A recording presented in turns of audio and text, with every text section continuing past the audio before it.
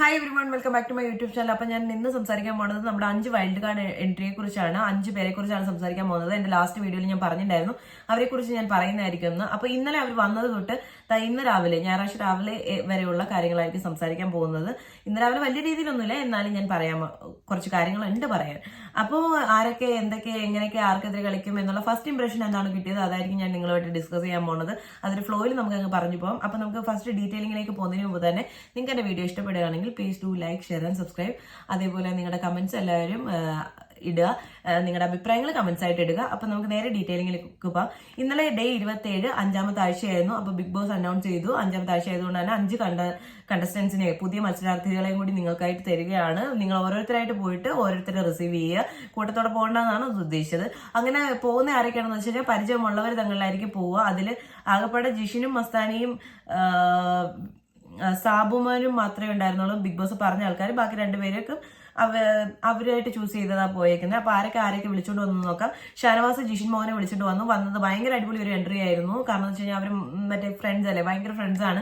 അപ്പൊ ആ രീതിയിലുള്ള ഡാൻസ് ഒക്കെ ആയിട്ട് നല്ല രീതിയിൽ വന്നിട്ടുണ്ടായിരുന്നു.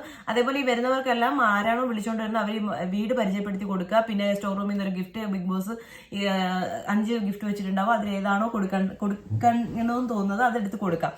അങ്ങനെയൊക്കെയായിരുന്നു പ്രൊസീജിയർ ഫസ്റ്റ്. അപ്പൊ ഷാനവാസ് എക്സ്പ്ലെയിൻ ചെയ്യുന്നത് എനിക്ക് ഇഷ്ടപ്പെട്ടായിരുന്നു. ജിഷിനെ കൊണ്ടുവന്നു. ഇതാണ് അടുക്കള എന്ന് പറയുമ്പോഴത്തേക്കും ഇതാണ് നമ്മുടെ യുദ്ധം നടക്കുന്ന സ്ഥലം എന്ന് പറയുന്നുണ്ട്. കുറച്ച് ഇതായിട്ടാണ് പറയുന്നത്, നല്ല തമാശയ്ക്ക് പറയുന്നുണ്ടായിരുന്നു. എനിക്ക് ഭയങ്കരമായിട്ട് ഇഷ്ടപ്പെട്ടിട്ടുണ്ടായിരുന്നു. അതേപോലെ നമ്മുടെ ലിവിംഗ് ഏരിയയിലെ പല ഏരിയകളും കാണിച്ചിട്ട് പറയുന്നുണ്ട് ഇവിടെയാണ് പല യുദ്ധമുറകളോ അങ്ങനെ തന്ത്രങ്ങളൊക്കെ മെനയുന്നതെന്ന് പറയുന്നുണ്ടായിരുന്നു. അത് കഴിഞ്ഞിട്ട് ഇതാണ് നമ്മുടെ മണിയറ എന്ന് പറയുമ്പോൾ, മണിയറ എന്ന് പറയുമ്പോൾ തന്നെ പറയുന്നുണ്ട് ഇത് മണിയറയല്ല അടിയറയാണെന്നോ അങ്ങനെ എന്തോ പറയുന്നുണ്ടായിരുന്നു. നല്ല രസമുണ്ടായിരുന്നു. അങ്ങനെ ഷാനവാസാണ് ജിഷിനെ കൊണ്ടുവന്നത്, രണയാണ് മസ്താനിയെ കൊണ്ടുവന്നത്. രണയുടെ ഫസ്റ്റ് ഇന്റർവ്യൂ എടുത്ത മസ്താനി ആയതുകൊണ്ട് ചെറിയൊരു അറിയാവുന്നത് കൊണ്ടും എന്ത് ചെയ്തു, മസ്താനി രണയെ ചൂസ് ചെയ്തു. അനീഷ് പ്രവീണിനെ കൊണ്ടുവന്നു. പ്രവീൺ അങ്ങോട്ടും ഇങ്ങോട്ടും ആരെയും അത്ര പരിചയം ഉണ്ടായിരുന്നില്ല. അതേപോലെ ആര്യൻ സാബുമാനെ കൊണ്ടുവന്നു. അത് നമുക്ക് ഇത്തിരി കൺഫ്യൂസിംഗ് ആയിട്ടുള്ള നെയിമാണ്, പക്ഷെ നല്ല രസമുണ്ടല്ലേ. ഓക്കെ, നെവിൻ വേദലക്ഷ്മി കൊണ്ടുവന്നു. വേദലക്ഷ്മിക്ക് ആരും അറിയാത്തതുകൊണ്ട് വേദലക്ഷ്മി എനിക്ക് ഭയങ്കര സുപരിചിതമല്ലാത്തൊരു പേരാണ്. അപ്പോൾ നെവിൻ വേദലക്ഷ്മി കൊണ്ടുവന്നു. അങ്ങനെ ഓരോരുത്തരും കൊണ്ടുവന്നു. എല്ലാം കഴിഞ്ഞു, എല്ലാവരെയും ചെയ്തു കഴിഞ്ഞു. വേദലക്ഷ്മി വന്നപ്പോൾ തന്നെ എനിക്ക് സ്ട്രൈക്ക് ചെയ്തൊരു കാര്യം ഞാൻ എൻ്റെ ഡയറി കുറിച്ചിട്ടുണ്ടായിരുന്നു. ജിസേലിനൊരു വെല്ലുവിളിയാകുമോ, അങ്ങനെ ഒരു സാധനം ഞാൻ ഇട്ടിട്ടുണ്ടായിരുന്നു. ജിസേലിന്റെ മുഖം മാറിയിട്ടുണ്ട്, ബിന്നിയുടെ മുഖം മാറിയിട്ടുണ്ട് ലക്ഷ്മി വന്നപ്പോൾ തന്നെ.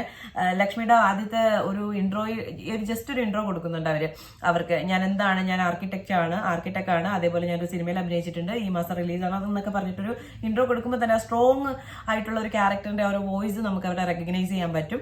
അതേപോലെ തന്നെ പുള്ളിക്കാരി ഒറ്റയ്ക്ക് നിന്ന് കളിക്കാൻ വന്നതാണെന്നുള്ളത് പുള്ളിക്കാരുടെ ആറ്റിറ്റ്യൂഡിൽ നമുക്ക് പിന്നീട് മനസ്സിലാവും. പിന്നീട് നല്ല ഫസ്റ്റ് ഇന്റർവ്യൂവിൽ തന്നെ നമുക്ക് മനസ്സിലാവും എന്തൊക്കെയോ ഉണ്ട് എന്ന് പുള്ളിക്ക്. ഈ 5 പേരിൽ വന്നതിൽ എനിക്ക് വേദലക്ഷ്മിയാണ് സ്ട്രൈക്കിംഗ് ആയിട്ട് തോന്നിയത്. അപ്പോൾ ഞാൻ പറഞ്ഞ പോലെ തന്നെ പുള്ളിക്കാരി മാരീഡ് ആണ്, കുട്ടിയുണ്ട്, അവർ UK സെറ്റിൽഡ് ആണ്. ഒരു സിനിമയ്ക്ക് വേണ്ടി 1 വർഷമായിട്ട് പുള്ളിക്കാരി ഇവിടെ നാട്ടിലാണ് നിൽക്കുന്നത്. അപ്പോൾ അതൊക്കെയാണ് രസം. പക്ഷേ വേദലക്ഷ്മിയെ കുറിച്ച് ഫസ്റ്റ് തന്നെ ഞാൻ പറയട്ടെ ഒരു കാര്യം, പുള്ളിക്കാരി എല്ലാവരെയും ഹിറ്റ് ചെയ്യുന്നുണ്ട്. ഈ പറഞ്ഞ ഓക്കെ, ആദ്യം തന്നെ പറയുന്നത് നമുക്കൊരു ഫ്ലോയിൽ അങ്ങ് പറഞ്ഞു പോകാം, അതായിരിക്കും ബെറ്റർ. അത് കഴിഞ്ഞിട്ട് നമ്മുടെ ജിഷിനെ നിങ്ങൾക്ക് എല്ലാവർക്കും അറിയാം, സീരിയൽ ആക്ടറാണ്.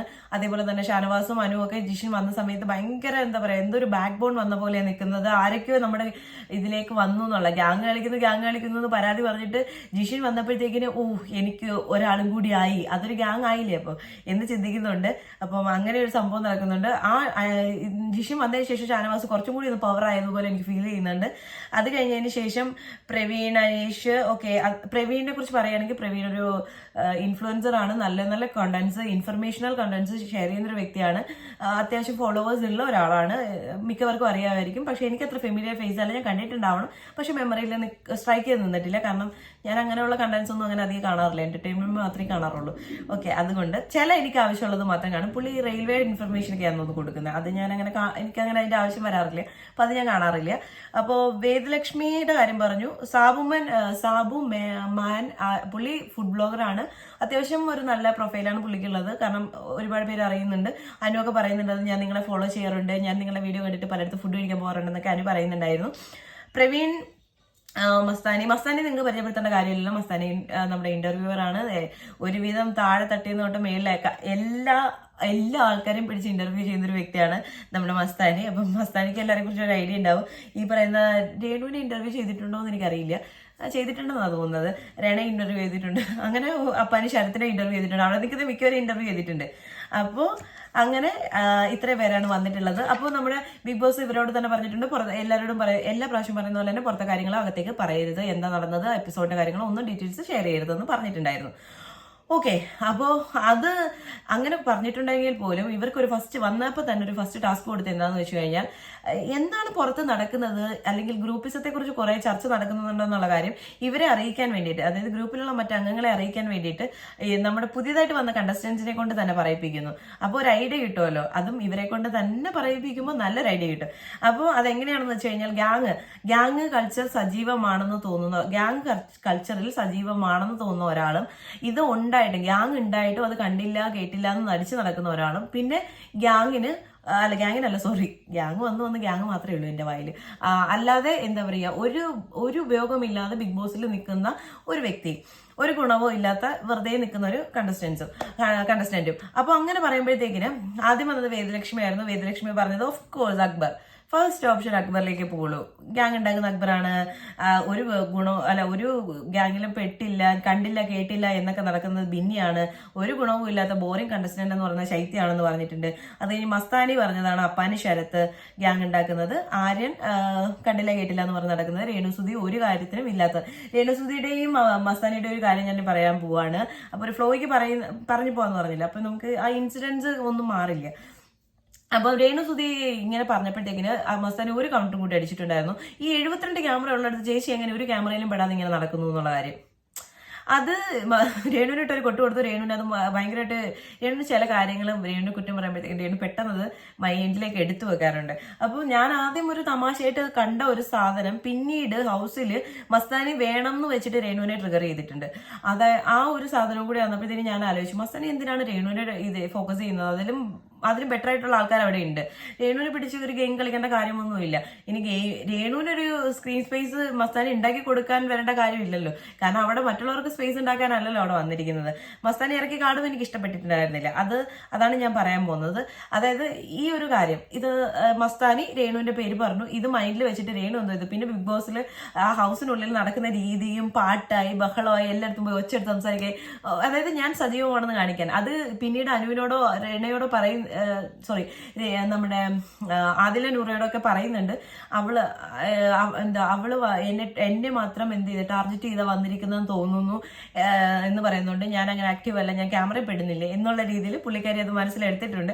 അതിനുശേഷമാണ് രേണു സുധി വിധവാ കാർഡ് എടുക്കുന്നു എന്നുള്ള ഒരു പ്രസ്താവനയായിട്ട് മസ്താനി രേണുവിനെ ട്രിഗർ ചെയ്യുന്നത്. പല പ്രാവശ്യമായിട്ട് രേണു രേണുവിന് പറ്റിയ സംസാരിക്കാൻ പറ്റിയ ഒരു സ്പേസ് അവിടെ വരാറില്ല, ഒരു പ്രശ്നങ്ങളും ഇടപെട്ട് രേണു സംസാരിക്കേണ്ട ഒരു സ്ഥലം വരാറില്ല.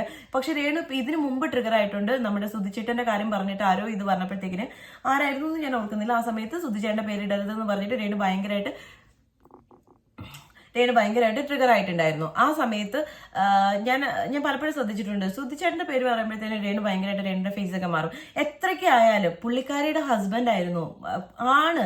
ഇപ്പം ഭർത്താവ് മരിച്ച ഒരു ആളോട് പോയിട്ട് താങ്കൾ വിധവയല്ലേ എന്ന് മുഖത്ത് നോക്കി ചോദിച്ചു കഴിഞ്ഞാൽ ആർക്കായാലും വിഷമം വരും. അപ്പം രേണു പറയുന്നുണ്ട്, ഞാൻ വിധവയല്ല, എനിക്ക് എന്റെ കൂടെ എപ്പോഴും സുധിച്ചേട്ടനുണ്ട് എന്ന് പറയുന്നുണ്ട്.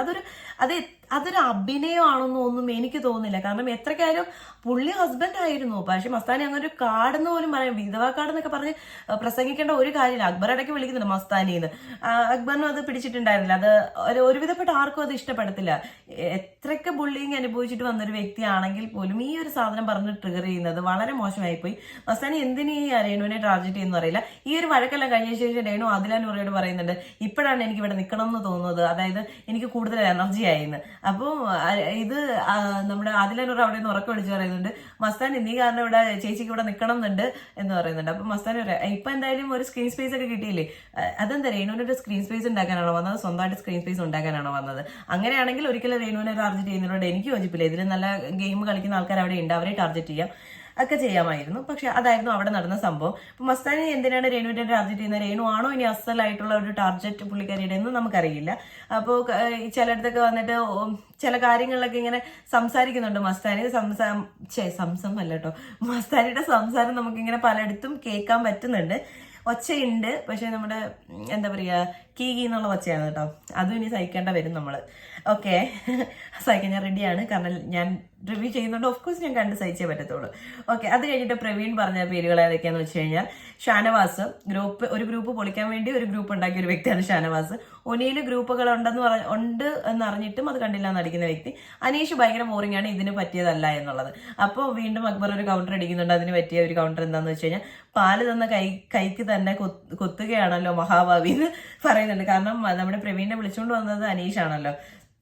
അപ്പൊ അങ്ങനെ ഒരു സംഭവം നടക്കുന്നുണ്ട്. അടുത്ത ജിഷിന്റെ ഊഴമായിരുന്നു. ജിഷിൻ പറഞ്ഞിരുന്നത് അഭിലാഷിനെ പറഞ്ഞിട്ടുണ്ടായിരുന്നു ഗ്രൂപ്പ് ഉണ്ടാക്കുന്നത്, ജിസയിൽ കണ്ടില്ലെന്ന് അടിക്കുന്നു. അതേപോലെ രണ ഭയങ്കരമായിട്ട് എന്താ പറയാ ഇവിടെ ആവശ്യമില്ലാത്തൊരു കണ്ടസ്റ്റന്റ് ആണെന്ന് അതിനൊരു കൗണ്ടർ പറഞ്ഞിട്ടുണ്ടായിരുന്നു. അതായത് രണയുടെ ഒരു ഭാഗം വന്ന് ശബ്ദം ഉണ്ടാക്കുമ്പോൾ തന്നെ മ്യൂട്ട് ചെയ്യുന്നു. കാരണം ഞാൻ പോലും ചെയ്യുന്ന ഒരു സാധനമാണ്. കാരണം രണയുടെ ശബ്ദം വരുമ്പോഴത്തേനും ഞാൻ അത് സൗണ്ട് കുറയ്ക്കാറുണ്ട്. കാരണം ഭയങ്കര ഇറിറ്റേറ്റിംഗ് ആണ്. അത് തന്നെയാണ് ജിഷിൻ പറഞ്ഞത്. എനിക്ക് ചിരിയാ വന്നത്. അപ്പം ഞാനത് മ്യൂട്ട് ചെയ്യും, വേറെ ആരെങ്കിലും വരുമ്പോഴത്തേക്കിനായിരിക്കും ഞാനത് അടുത്ത വോയിസ് എന്തെയും മ്യൂട്ട് മാറ്റുക എന്നുള്ളത്. അങ്ങനെ ഒരു കൗണ്ടർ ജിഷിൻ പറഞ്ഞിട്ടുണ്ടായിരുന്നു. ജിഷിന്റെ ഗെയിം എനിക്ക് എന്താണെന്ന് അറിയില്ല, കൂടുതലും സപ്പോർട്ട് ഗെയിം ആയിരിക്കും തുടക്കത്തിൽ ഉണ്ടാവുക. ഇനി അവർ മിത്രങ്ങളായിട്ട് ഇരിക്കുന്ന എത്രയും നല്ല സ്നേഹത്തോട്ടിരിക്കുന്നവർ അടിച്ചു പിരിഞ്ഞ് അങ്ങേയറ്റം ഇങ്ങേയറ്റം ആവുമെന്ന് അറിയത്തില്ല. ബിഗ് ബോസിൽ വരുന്ന ഏകദേശം അങ്ങനെയൊക്കെയാണല്ലോ ടാസ്ക് കൊടുക്കുക. അപ്പൊ അതുകൊണ്ട് നമുക്കിതൊന്നും പ്രിഡിക്റ്റബിൾ അല്ല. അറ്റ് പ്രസന്റ് എന്താന്ന് പറഞ്ഞു കഴിഞ്ഞാൽ ഒരു സപ്പോർട്ടിംഗ് സ്ഥാനാർത്ഥിയായിട്ടാണ് നമ്മുടെ ജിഷിൻ എൻ്റർ ചെയ്തിരിക്കുന്നത്. അതായത് അനുവിനും നമ്മുടെ ഷാനവാസിനും വേണ്ടിയിട്ട്. ഓക്കെ, അപ്പൊ ജിഷിന്റെ കാര്യം കഴിഞ്ഞു. ഇനി അടുത്തെന്ന് പറഞ്ഞു കഴിഞ്ഞാൽ ഇതിലൊന്നും പെടാത്ത, അതായത് ഇവരാരും പറയാത്തൊരു പേരാണ് നെവിൻ. ഒന്നിലും പെട്ടിട്ടില്ല. അപ്പൊ നെവിൻ ഒരു ടാസ്ക് എന്താ ചെയ്തു, ബിഗ് ബോസ് കൊടുത്തു. അപ്പം നന്ദി, അപ്പൊ 4 ടാസ്കാണ് ഉള്ളത്. നന്ദി പറയുക, സ്വാഗതം ആശംസിക്കുക, മുന്നറിയിപ്പ് കൊടുക്കുക, ആധിപത്യം, അതായത് ആധിപത്യത്തെ കുറിച്ച് സംസാരിക്കുക. അതായത് എന്താണെന്ന് വെച്ച് കഴിഞ്ഞാൽ നന്ദി എന്ന് പറഞ്ഞു കഴിഞ്ഞാൽ എന്നെ ഇതിൽ ഉൾപ്പെടുത്താത്ത, ഒരു ഇതിലും ഉൾപ്പെടുത്താത്തതിന് നന്ദി, അവരോട് നന്ദി പറയുക. സ്വാഗതം, അതായത് ബിഗ് ബോസിലേക്ക് സ്വാഗതം ആശംസിക്കുക. അതുപോലെ ആരൊക്കെ എന്തൊക്കെ വെല്ലുവിളികളും മുന്നറിയിപ്പുകളാണ് ബിഗ് ബോസിൽ കൊടുക്കാനുള്ളത്, അതായത് നിങ്ങൾ ഇവിടെ പുതിയതായിട്ട് വന്നേ, ഇവിടെ ഇങ്ങനെയൊക്കെയുള്ള പ്രശ്നങ്ങൾ ഉണ്ടെന്നുള്ള മുന്നറിയിപ്പ് കൊടുക്കുന്നുണ്ട്. അതേപോലെ ആധിപത്യം, അതായത് പുറത്ത് ഇത്രയും നാൾ ഗെയിം കണ്ടിട്ട് ഇപ്പൊ കയറി വന്നിട്ട് അതിന്റെ ഒരു ആധിപത്യം കാണിക്കരുത് എന്നുള്ള ഒരു വാർണിംഗ് കൊടുക്കാൻ വേണ്ടിയിട്ട്. അപ്പൊ ഇതെല്ലാം കറക്റ്റായിട്ട് ചെയ്യുന്ന സമയത്ത് ഓരോരുത്തർ അതായത് ഈ 5 പേർക്ക് വെല്ലുവിളി ആവുന്നവരെ കുറിച്ച് പറയുന്നുണ്ട്. അപ്പം അങ്ങനെ പറയുമ്പോഴത്തേക്കിന് നമ്മുടെ വേദലക്ഷ്മിക്ക് വെല്ലുവിളി നമ്മുടെ അനു ആണെന്ന് പറയുന്നുണ്ട്. അനുവിനെ പറയാൻ നേരത്തെ ഒരു ഡിലേ വരുന്നുണ്ട്. നെവിൻ പറയാനായിട്ട് ഡിലേ വരുമ്പോഴത്തേക്കിന് നെവിൻ എന്താ പേടിയാണ്, നെവിൻ്റെ അടുത്ത് എത്ര വട്ടം പേര് ചോദിച്ചു എന്ന് പറഞ്ഞിട്ടൊന്ന് ട്രിഗർ ചെയ്യുന്നുണ്ട്. നെവിന് 2 അടി കൊടുക്കുന്നുണ്ട്. അതേപോലെ തന്നെ അതേസമയം വേദലക്ഷ്മി പിന്നെ ഒരു കാര്യം പറയുന്നുണ്ട്. ഈ ഇടയ്ക്ക് നമുക്കറിയാലോ ടാസ്ക് ലെറ്റർ വായിക്കുമ്പോഴും അവിടെ ഭയങ്കര ഒച്ചപ്പാടും ബഹളം ഉണ്ടാവാറുണ്ട്. അത് എല്ലായിടത്തും എപ്പോഴും അങ്ങനെയൊക്കെ തന്നെയാണ്. ഇപ്രാവശ്യം കുറച്ച് കൂടുതലാണെന്ന് എനിക്ക് സംശയമുണ്ട്. അപ്പം അന്നേരം വേദലക്ഷ്മി പറയാം, കാക്കക്കൂട്ടിൽ കല്ലെറിയുന്ന പോലെ ശബ്ദം ഉണ്ടാക്കാതെ ലെറ്റ് ഹിം കണ്ടിന്യൂ എന്നുള്ള രീതിയിൽ പറയുന്നുണ്ട്. അപ്പൊ എന്താ സംഭവം എന്ന് വെച്ച് കഴിഞ്ഞാൽ പുള്ളിക്കാരി അവിടെ അതായത് സ്ട്രോങ് ആണ്, ആ ഒരു രീതിയിൽ കാണിക്കുന്നുണ്ട്. അപ്പൊ അതൊക്കെ നമുക്ക് ഇഷ്ടപ്പെടും. അതായത് നെവിനെ അടിച്ചിട്ട് കിട്ടിയിട്ടുണ്ട്. നെവിനെ ഒരുപാട് പൊക്കി പറയുന്നുണ്ട്. നമ്മുടെ വേദലക്ഷ്മി ഇൻട്രൊഡക്ഷനിൽ നല്ല രീതിയിൽ പൊക്കി പറയുന്നുണ്ട്. പക്ഷെ അതിനനുസരിച്ച് നെവിന് കിട്ടുകയും ചെയ്യുന്നുണ്ടായിരുന്നു. അപ്പോൾ അങ്ങനെ നെവിന് പലപ്പോഴായിട്ട് ഈ അനുവിനെ പേടിയാണോ, അനുവിന്റെ പേര് പറയാൻ പേടിയാണോ എന്നൊക്കെ വേദലക്ഷ്മി ചോദിക്കുന്നുണ്ട്. പക്ഷെ അനുവിന്റെ പേര് പറയാൻ നെവിൻ പേടിക്കേണ്ട ഒരു കാര്യം എനിക്ക് ഉണ്ടെന്ന് തോന്നിയിട്ടില്ല. അപ്പോ അനുവിനെ സൂക്ഷിക്കണം എന്ന് പറയുന്നുണ്ട്. സ്ഥാനിയോടും അനുവിനെ സൂക്ഷിക്കണം പറഞ്ഞ മിക്കപ്പോഴും നമ്മുടെ നെവിൻ ഗ്രൂപ്പിൽ ഇല്ല എന്ന് പറഞ്ഞാലും നെവിന് ശത്രുതയുള്ള കുറച്ച് ആൾക്കാരുണ്ട്. അത് മിക്കപ്പോഴും ഈ അനുവിന്റെ ഒരു സൈഡ് ഓഫ് ആൾക്കാരാണ് വരിക. അപ്പൊ അവരെയാണ് ഏറ്റവും കൂടുതൽ നെവിൻ ഫോക്കസ് ചെയ്ത് ഇതൊക്കെ പറഞ്ഞിരിക്കുന്നത് മുന്നറിയിപ്പായിട്ട്. എനിക്ക് അത്ര ഒരു സാറ്റിസ്ഫൈങ് ആയിട്ടൊരു സാധനം ആയിരുന്നില്ല അത്. അതുകൊണ്ട് ഞാൻ അധികം അതിനേക്കൂടെ കാട് കയറുന്നില്ല. വലിയ കാര്യമൊന്നും ഉണ്ടായിരുന്നില്ല അതിനകത്ത്. അപ്പോൾ അത് കഴിഞ്ഞതിന് ശേഷം നമ്മുടെ വേദലക്ഷ്മിയുടെ നെക്സ്റ്റ് സ്റ്റെപ്പ് എന്ന് പറഞ്ഞു കഴിഞ്ഞാൽ അപ്പാനി ശരത്തിന്റെ പറയുക. അതായത് ക്യാപ്റ്റൻ ആയിരുന്നിട്ട് ഇത്രയും പ്രശ്നങ്ങൾ ഉണ്ടാകുമ്പോൾ ഒരു ടാസ്ക് ലെറ്റർ വായിക്കുമ്പോൾ എന്തുകൊണ്ട് താങ്കൾക്ക് ഇരിക്കാൻ പറഞ്ഞൂടാ, നിൽക്കാൻ പറഞ്ഞൂടാ, മിണ്ടാതിരിക്കാൻ പറഞ്ഞൂടാ എന്നൊക്കെ ചോദിക്കുന്നുണ്ട്. അപ്പൊ അപ്പാനി ശരത്ത് പറഞ്ഞിട്ട് ഞാൻ പറഞ്ഞ കേൾക്കത്തില്ല, ഞാൻ എത്ര വട്ടം പറയുന്നുണ്ട്, അത് വേദലക്ഷ്മിനെ കണ്ടതല്ലേ, അത് വേദലക്ഷ്മി ക്യാപ്റ്റൻ ആകുമ്പോൾ മനസ്സിലാവും. അപ്പൊ വേദലക്ഷ്മി പറഞ്ഞു ഞാൻ ക്യാപ്റ്റനായി എല്ലാവരെയും അടക്കി ഒതുക്കി ഇരുത്തും എന്ന് പറയുന്നുണ്ട്. അപ്പൊ കാണാം, ഇപ്പൊ ചെയ്ത പണി ചെയ്താൽ മതി എന്ന് പറഞ്ഞാൽ അപ്പാനിയായിട്ടൊരു ഉടക്കെന്ന് പറഞ്ഞൊരു സംസാരം ഉണ്ടാവുന്നുണ്ട്. അപ്പോൾ എല്ലാവർക്കും ഒരു ജസ്റ്റ് ഒരു കല്ലുകടി ഉണ്ടായിട്ടുണ്ട്. അതേപോലെ ജിഷിൻ വന്നതിനെ കുറിച്ച് നമ്മുടെ ഗ്രൂപ്പിൽ സംസാരിക്കുന്നത്, അതായത് അക്ബറൊക്കെ സംസാരിക്കുന്നത്, രണ പറയുന്നത് അക്ബർ പറയുന്നത് ഞാൻ ആദ്യം പറയാം. അതായത് പുള്ളി വന്നത് ഷാനവാസിനൊക്കെ എന്തോ ഒരു ഇതാണ്, പവർ കിട്ടിയ പോലെയൊക്കെയാണ് പെരുമാറുന്നതെന്ന് അക്ബർ പറയുന്നുണ്ട്. അതേപോലെ രണ പറയുന്നുണ്ട് മണ്ടനാന്ന്, എന്തിനോ വേണ്ടി തിളയ്ക്കുന്ന സാമ്പാർ എന്ന് പറയുന്നുണ്ട്. ശരത്ത് പറയുന്നുണ്ട് പഴമാണെന്ന്. ശൈത്യ അങ്ങോട്ടും ഇങ്ങോട്ടും നിൽക്കുമല്ലോ, ശൈത്യം മറ്റേ കുമ്പിടി ഐറ്റം ആയതുകൊണ്ട് ശൈത്യ പറയുന്നു സീരിയൽ ഗ്യാങ് എന്ന്. അതായത് ജിഷ്യന് നമ്മുടെ ഷാനവാസ് അനു എല്ലാം സീരിയലാണല്ലോ, അപ്പോൾ ഒരു സീരിയൽ ഗ്യാങ് ആണെന്ന് പറയുന്നുണ്ട്. അപ്പോൾ അങ്ങനെയൊക്കെ ആയിരുന്നു ഉണ്ടായിരുന്നത്. അതിനുശേഷം വന്നിരിക്കുന്ന ഒരു കാര്യം എന്ന് പറഞ്ഞു കഴിഞ്ഞാൽ ഈ നമ്മുടെ നോമിനേഷൻ പ്രക്രിയയിൽ 5 പേരും ഈ പുതിയതായിട്ട് വന്ന 5 പേർക്ക് നോമിനേറ്റ് ചെയ്യാൻ പറ്റുമായിരുന്നു. അതായിരുന്നു എനിക്ക് പിന്നെ കാണേണ്ടത്. അപ്പോൾ സാബുമോൻ ഫസ്റ്റ് തന്നെ പറഞ്ഞത് ശൈത്യയുടെയും എന്താ പറയുക അക്ബറിന്റെയും കാര്യമായിരുന്നു. അക്ബറിന്റെ ഗ്രൂപ്പിസും ശൈത്യ ഒന്നിലും ആക്റ്റീവ് അല്ല, പുറത്തുനിന്ന് കണ്ട പോലെ തന്നെ ഇവിടെ വന്നപ്പോഴും ആക്റ്റീവ് അല്ല എന്നുള്ള കാര്യത്തിൽ സാബുമോൻ പറയുന്നുണ്ടായിരുന്നു. പ്രവീൺ പറഞ്ഞത് ശൈത്യ തന്നെയായിരുന്നു, ശൈത്യ ആക്റ്റീവ് അല്ല, അതേപോലെ ബാക്ക് സ്റ്റാബിങ്, അനുവിന്റെ ബാക്ക് സ്റ്റാബിങ്ങിനെ കുറിച്ച് പറയുന്നുണ്ടായിരുന്നു. ഈ പ്രവീണിനെ കുറിച്ച് ഒരു കാര്യം കൂടെ പറയാം. പ്രവീൺ എല്ലാ പെമ്പിള്ളാർ ഗ്രൂപ്പിലും പോയിട്ട് അവരെ ഒരു സപ്പോർട്ടിംഗ് ആയിട്ട് നിൽക്കുന്നുണ്ട്. ഇന്ന് രാവിലെയും കൂടി നമ്മുടെ വേദലക്ഷ്മിയെ മറ്റേ കിച്ചണിൽ ഷാനവാസ് ഒന്ന് ഷൈൻ ചെയ്ത് വന്ന സമയത്ത് വേദലക്ഷ്മിയുടെ അവിടെ നിൽക്കാൻ പറ്റില്ല എന്ന് പറഞ്ഞു. കിച്ചണിന്റെ ക്യാപ്റ്റൻ ഇപ്പോൾ നമ്മുടെ ഷാനവാസ് ആയിരുന്നല്ലോ, അപ്പോൾ പറഞ്ഞു മാറി നിൽക്കാൻ പറഞ്ഞു. അപ്പോൾ പറഞ്ഞു അവിടെ നിന്നോട്ടെ, പണിയെടുക്കണ്ട, പക്ഷേ പുള്ളിക്ക് പണിയെടുക്കണ്ട എന്ന് പറഞ്ഞു. കിച്ചണിലല്ലാത്ത ആൾക്കാർ പണിയെടുക്കണ്ട എന്നുള്ള രീതിയിൽ പറഞ്ഞിട്ടുണ്ടായിരുന്നു. അപ്പോൾ മാറി നിൽക്കാൻ പറഞ്ഞു പണിയെടുക്കണ്ട, അവിടെ നിൽക്കുന്നതിന് എന്താണെന്ന് പറഞ്ഞ് സപ്പോർട്ട് കൊടുക്കുന്നുണ്ടായിരുന്നു. അപ്പോൾ ഒരുവിധം പെൺപിള്ളേരെല്ലാം നല്ല രീതിയിൽ പ്രവീൺ സപ്പോർട്ട് ചെയ്യുന്നുണ്ട് അവിടെ. അപ്പോൾ ശൈത്യ പറഞ്ഞിട്ടുണ്ടായിരുന്നു, പ്രവീൺ ശൈത്യയാണ് പറഞ്ഞത്, രണയെ പറഞ്ഞിട്ടുണ്ടായിരുന്നു. അതായത് നോമിനേഷനിൽ രണയുടെ ഇറിറ്റേറ്റിങ്ങും ഇതൊക്കെ. ലക്ഷ്മി ഇറിറ്റേറ്റിംഗ് അല്ല കേട്ടോ, ഗെയിം കളിക്കുന്നില്ല, എവിടെ കളിക്കുന്നില്ല, അങ്ങനെ എന്തോ ആണെന്ന് തോന്നുന്നു കാരണമായിട്ട് പറഞ്ഞത്. ലക്ഷ്മിയെ പറഞ്ഞത് ശൈത്യയെ തന്നെയാണ്, ശൈത്യയും ഷാനവാസിനെയും പറഞ്ഞിട്ടുണ്ടായിരുന്നു. മസ്താനി പറഞ്ഞത് ഷാനവാസിനെയും ശരത്തിനെ ആയിരുന്നു. Okay, 1 2 3 4 okay. അപ്പോൾ ഇത്രയും പേര് പറഞ്ഞിട്ടുണ്ടായിരുന്നു. ഇനി ജിഷിൻ പറഞ്ഞത് ശൈത്യയും അനീഷിനെയും പറഞ്ഞിട്ടുണ്ടായിരുന്നു. അപ്പോൾ ഇത്രയും കാര്യങ്ങളാണ് ഇവർ നോമിനേറ്റ് ചെയ്തിട്ടുണ്ടായിരുന്നത്. അപ്പോൾ ഏകദേശം എന്താ പറയുക, എല്ലാവരും സ്ക്രീൻ സ്പേസിന് വേണ്ടി വന്നിട്ടുണ്ട്. പ്രവീണൊക്കെ വന്നപ്പോൾ ഞാൻ വിചാരിച്ചു സൈലന്റ് ആയിരിക്കുന്നത്. സാബുമോൻ ഭയങ്കര പോസിറ്റീവ്, ഭയങ്കര മെന്റാലിറ്റിയുള്ള, എപ്പോഴും ചിരിച്ചുകൊണ്ടിരിക്കുന്ന ഒരു വ്യക്തിയാണ്. അത് മിക്കവാറും നെവിന് വെല്ലുവിളിയാകാനുണ്ടാവുന്നു. നെവിനൊന്നും മുന്നറിയിപ്പ് കൊടുത്തിട്ടുണ്ടായിരുന്നു, നീ എനിക്കായിരിക്കും ചിലപ്പോൾ വെല്ലുവിളി, അല്ലെങ്കിൽ ആരിനായിരിക്കും എന്നുള്ള രീതിയിൽ പറഞ്ഞിട്ടുണ്ടായിരുന്നു. പുള്ളി നല്ല പോസിറ്റീവായിട്ട് ഭയങ്കര ചിരിച്ചുകൊണ്ടാണ് നിൽക്കുന്നത്. എത്ര നാളെ ചെയ്ത് നിൽക്കും എന്നറിയില്ല. ഓക്കെ, അങ്ങനെ ഒരു ക്യാരക്ടറാണ് പുള്ളിയുടേത്. അതേപോലെ പ്രവീൺ ഞാൻ വിചാരിച്ചു ഒരു സൈലന്റ് അങ്ങനെ മാറി നിൽക്കുന്ന ക്യാരക്ടറാണെന്ന് എനിക്ക് തോന്നുന്നില്ല. എല്ലായിടത്തും പോയി എല്ലാ കാര്യങ്ങളും അന്വേഷിച്ച് അറിയുന്നുണ്ട്, നിൽക്കേണ്ടടുത്ത് നിൽക്കുന്നുണ്ട്, പെൺപിള്ളേർക്ക് നല്ല സപ്പോർട്ട് കൊടുക്കുന്നുണ്ടെന്ന് എനിക്ക് തോന്നുന്നു. ആണുങ്ങളുടെ അടുത്ത് ഞാൻ ഇതേവരെ ഒരു ലൈവിലും കണ്ടിട്ടുണ്ടായിരുന്നില്ല. കാരണം അപ്പോൾ ഇത്രയൊക്കെയാണ് എനിക്ക് നിങ്ങളോട് അറിയിക്കാനുണ്ടായിരുന്നത്. നമുക്ക് നോക്കാം ഗെയിം എങ്ങനെയാണ് പോകുന്നത്, ഓരോരുത്തരുടെ ക്യാരക്ടർ എങ്ങനെയൊക്കെ മാറും, ഇത് തന്നെയാണോ ഒറിജിനൽ എന്നുള്ളത് നമുക്ക് കണ്ടിരുന്ന് കാണാം. അപ്പോൾ അതുവരേക്കും ബൈ.